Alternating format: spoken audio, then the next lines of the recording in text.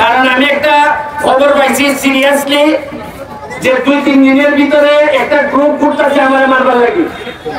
যে বাবু আমি পাইছি আমার সিকিউরিটি আমি বিশ্বাস করি উপরে আল্লাহ আনিছে আমার এলাকার মানুষ। অন্য কেউ হইল আজকে মাঠও আইল না, আমি মাঠও আইছি। আমি চাই মরলে, আমি সোনাগারটা মরলে সবচেয়ে বেশি খুশি মুঝে অন্তত আমার মাটিতে আমার এই যেন আমার সবকিছু আমার মাটিতেই হয়। তাও আমি ভয়ে আমার কোনো কিছু কাজ আমি বন্ধ করবো না।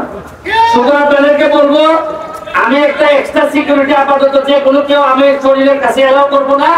আপনারা আপাতত আজকে কালকে সেলফি তুলবেন না, কারণ গেলে ফিরানো যায় না। এখন অনেকে কে কোন মন নিয়ে যায় বোঝা যায় না। সবারই তো মনে হয় আমার সোনাঘাট মাধবপুরে, কিন্তু দেখা গেল এই মাছালো দাঁড়া হয়নি সাথে এটা তো বলতে পারি না কোন সময় ওইটা রাসের বাড়ি পারছে না।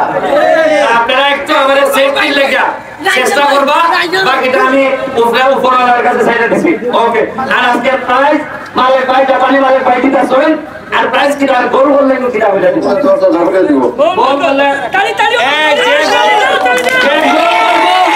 ফুল পক্ষরে যে গোল করবো যে 10,000 দিব মালিক ভাই বুঝছো না?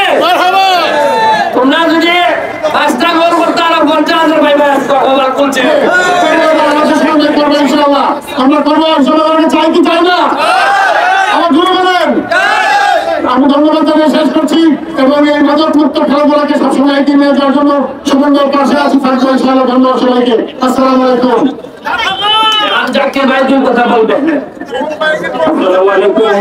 প্রিয় প্রতিযোগী ভাইয়েরা, আপনাদের সবাইকে আমার গান্ধীর জনপদ ব্রাহ্মণবাড়িয়া 5 নবীনগর এলাকাবাসীর পক্ষ থেকে অনেক অনেক শুভেচ্ছা শুভকামনা। ব্যারিস্টার সাইদুল হক সুমন আমার অত্যন্ত আত্মার মানুষ। আমরা একসাথে কোর্টে লড়ি, আমরা একসাথে রাজপথের আন্দোলন করি। ব্যারিস্টার সুমন সে কেমন জনপ্রিয় দেখার জন্য এসেছিলাম। আমি এতটুকু বলতে পারি সেরকম মাধবপুর সোনারঘাটের সরকারি মাই বাংলাদেশের সম্পদে পরিণত হয়েছে।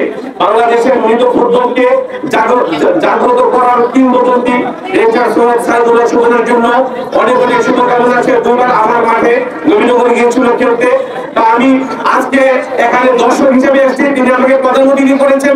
প্রধান অতিথি আমি প্রধান দর্শক হিসাবে খেলাটা করতে চাই। সবাইকে অনেক অনেক ধন্যবাদ। জয় বাংলা, জয় বঙ্গবন্ধু।